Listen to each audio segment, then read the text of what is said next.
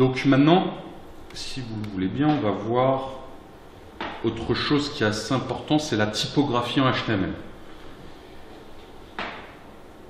Dans les éditeurs de texte, notamment Word ou OpenOffice, vous savez que vous avez la possibilité de mettre des grands titres, des sous-titres, etc.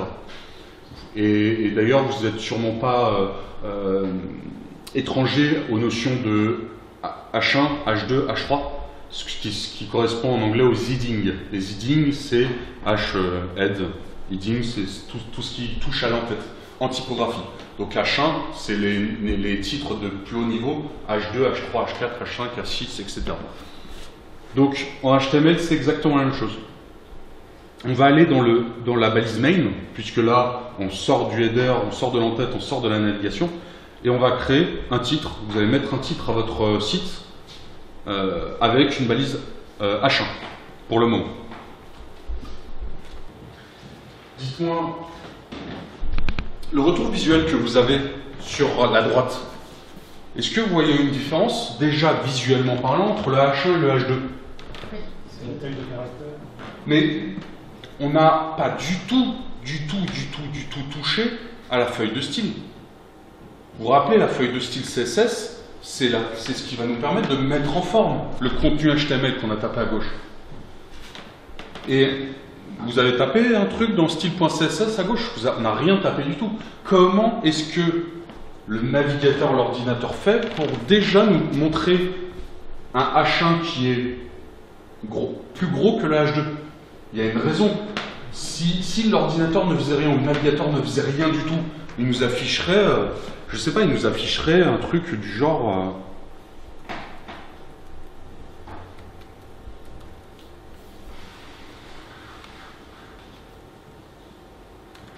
Voilà, un truc sans mise en forme. Vous voyez là, mon CV, il n'y a absolument aucune mise en forme. Il est écrit dans une police de base, il n'y a pas de couleur, il n'y a pas de taille, c'est une taille de base, il n'y a rien qui change. Donc, si... Alors, je vais le faire. Hop, hop, hop, hop, hop.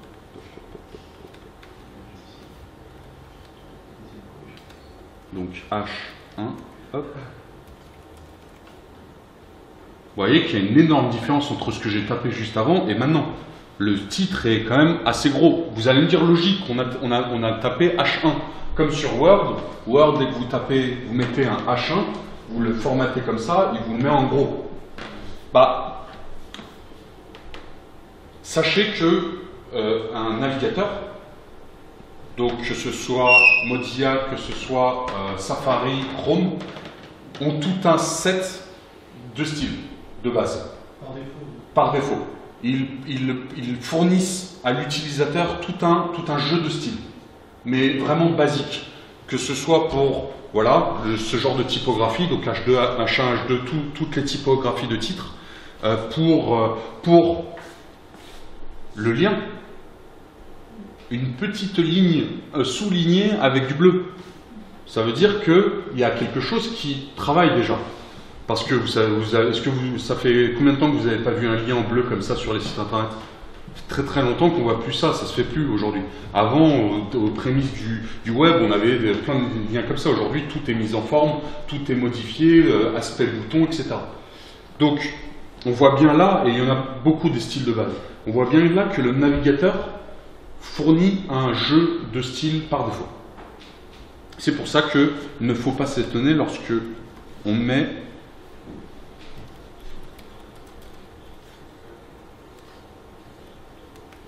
que le navigateur met déjà un peu en forme du contenu, surtout lorsqu'il est aussi sémantique que ce que l'on fait actuellement.